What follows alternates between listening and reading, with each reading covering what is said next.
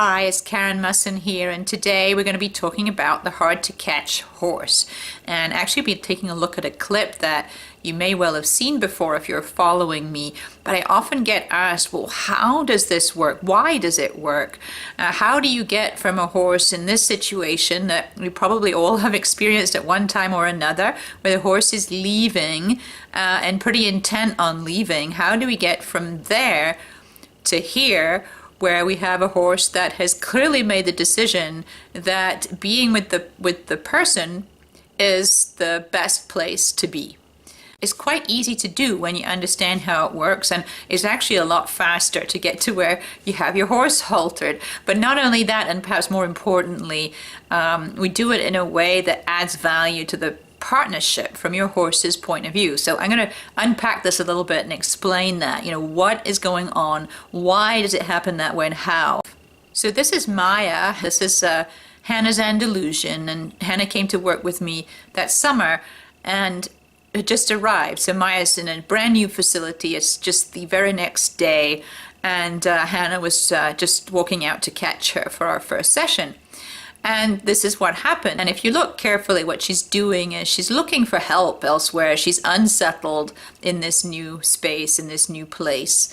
And she's looking for help. There are horses down there in the field over on the other side of the fence. She looks there for help. Basically, she's looking anywhere but in the area that we're actually in with her. And of course, we've all been there, and it's not so fun when your horse is not looking to you for that help. So what we often do, we're taught to do in these circumstances, is to drive the horse into a smaller area so we can catch him, or her in this case. Okay, and so the thing with that, though, is that what are we actually doing? We're narrowing the available options from the horse's point of view. And so when we constrict that, we contract the options that horse has available, they quite often will run faster. You see how that, if you're the horse, that feel that is being offered is outside of your flow, right? Your flow is, where do I find safety? Where do I find safety? Is it here? Is it here? Is it here? And you feel a little bit of pressure from your human. And right there, if you can just feel that, you'll know, well, it's no great surprise that the attention doesn't come to us, to the human from the horse, because it clashes with what they're trying to find, right? They're trying to find that feeling of safety. So we're out of flow, and we're actually doing something that not only is out of flow, but it goes against the horse's experience, what they're experiencing and what their needs are at that moment. And so one of the big things that we changed in the presentation here that I brought in was to actually get in flow with Maya and where her mind was, and then guide that to essentially release her mind right to me. And then, of course, if her mind comes, her body comes too. And we offer that up in a way that feels like an opening, and she starts to get curious about that sureness that we have around where safety is, which happens to be the very thing that she's most interested in at that moment. And so it becomes a real draw to her. She becomes curious, and then suddenly realizes that, well, wait, the thing I'm looking for is right there. I don't need to put this energy into running around looking for it outside. So there's a couple of key differences to pin down here, and one of them is one you can't see, which is why you can't pick it up off the video necessarily, and that is this feeling tone difference. Even though we are narrowing down her options, Maya's options as to where to be within that overall space, we're changing the feel of what that is for her in a different way. So instead of having her feel more under pressure, more constricted in her options, we're changing how the whole space feels to her, so that she actually feels safer where she can go, and she has free choice around where she can go.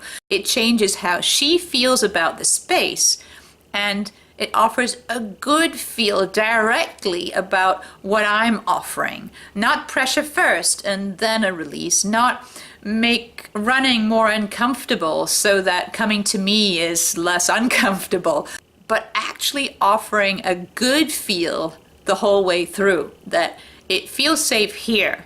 It feels safe right here. Not there, not there, but right here. And so she picks up on that. And it's the most natural thing in the world, if you understand a horse's instincts, to go ahead and just go right through that opening and show up differently. She really starts to get a sense of being grounded through her feet, because that's the feel I'm offering her. And then that all just comes together to feel good to her. It's delivering precisely what she needs. So you see how we've changed the whole presentation. So her experience, instead of it being something where we've essentially trapped her, even if that's not what we have in mind, by going into a smaller space or a corner or something like that, or having her run until it's more comfortable not to run, right? Those are different ideas that can work to catch the horse. But the question here is more, well, what value comes into the partnership between you as a result? Or is it actually a negative? Is it a positive or a negative value?